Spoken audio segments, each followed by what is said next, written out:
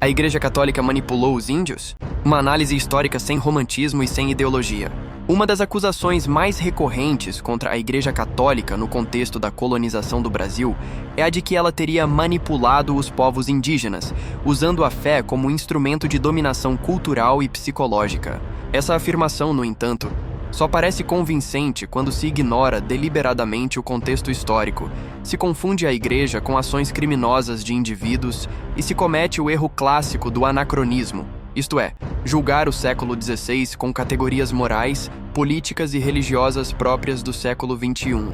Quando a frota de Pedro Álvares Cabral chegou às terras que hoje chamamos de Brasil, o primeiro ato oficialmente solicitado não foi a exploração econômica, nem a escravização dos nativos, mas a celebração de uma santa missa. Esse dado, muitas vezes tratado como detalhe folclórico, é profundamente revelador da mentalidade daquele tempo. Para a cristandade europeia do século XVI, a fé não era um acessório cultural, mas o eixo que organizava a compreensão da realidade, da verdade, do bem e do destino eterno do homem. É nesse contexto que deve ser lida a famosa carta de Pero Vaz de Caminha. Nela, ao relatar as riquezas da nova terra, ele afirma que havia ali muitos bens naturais, mas acrescenta algo decisivo. O maior tesouro não era o ouro nem as especiarias, mas as almas que ali poderiam ser salvas. Essa afirmação, longe de ser prova de manipulação, expressa a convicção teológica central do cristianismo. Se existe uma única verdade revelada por Deus, e se essa verdade conduz à salvação eterna, então anunciá-la não é violência, mas caridade. Dizer hoje, eles não pediram para serem salvos, é projetar uma sensibilidade moderna sobre um mundo que sequer concebia o relativismo religioso como possibilidade intelectual. No século XVI, não existia ecumenismo, pluralismo religioso ou a ideia de que todas as crenças seriam igualmente verdadeiras. Havia sim a certeza de que Cristo é o único Salvador, e agir segundo essa certeza era visto como dever moral. Dentro desse cenário, a atuação missionária da Igreja no Brasil ganha contornos muito diferentes da caricatura ideológica que costuma ser apresentada. Um dos maiores exemplos disso é São José de Anchieta. Longe de ser um agente de destruição cultural, Anchieta foi um verdadeiro mediador entre mundos. Ele fundou a primeira escola de latim em São Paulo, ensinou indígenas, criou uma gramática e uma forma escrita para o tupi, língua que até então não possuía escrita formal, traduziu conteúdos para o latim e para o tupi e promoveu um processo de educação profundamente avançado para os padrões da época. Isso não é apagamento cultural, mas elevação intelectual e integração ao universo do conhecimento.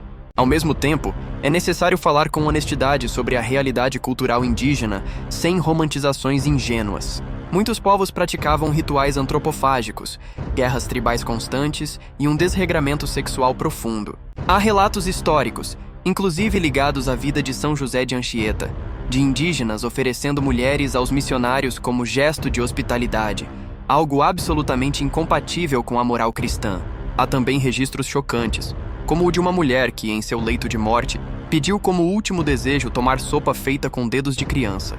Relatar esses fatos não é difamar os povos indígenas, mas reconhecer que, como qualquer povo humano, estavam marcados pelo pecado, pela violência e pela ignorância da revelação, assim como estiveram os povos europeus por séculos antes da evangelização.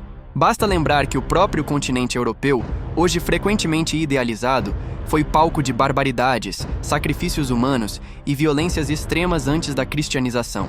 Isso nos leva a um ponto essencial: distinguir claramente a Igreja enquanto instituição e doutrina dos pecados de seus membros. É fato histórico que houve abusos gravíssimos cometidos por portugueses contra os povos indígenas. Houve exploração, violência, escravidão ilegal e genocídios, e muitos desses crimes foram praticados por homens que se diziam cristãos.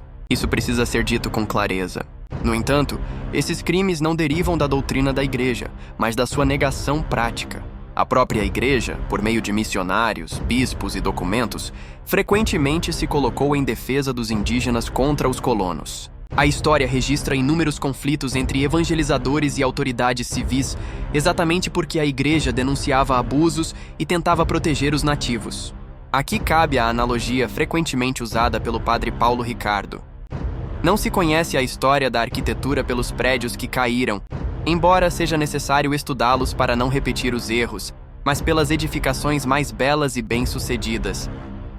Julgar a igreja apenas pelos pecados de alguns de seus membros é o mesmo que julgar toda a medicina pelos médicos corruptos ou toda a justiça pelos juízes injustos. A igreja sempre ensinou que todo ser humano possui dignidade por ser criado à imagem de Deus, e essa doutrina foi, inclusive, um dos principais freios morais contra a brutalidade colonial. O início do processo colonial no Brasil foi complexo, violento e marcado por tensões entre interesses econômicos, políticos e religiosos. Não há espaço aqui para romantismos fáceis, mas também não há honestidade intelectual em leituras ideológicas que transformam a igreja em vilã absoluta, enquanto ignoram seu papel civilizatório, educativo, linguístico e espiritual. A evangelização não foi um projeto de manipulação, mas uma expressão coerente da fé cristã em seu tempo, realizada por homens santos e também por homens pecadores, como em qualquer capítulo da história humana.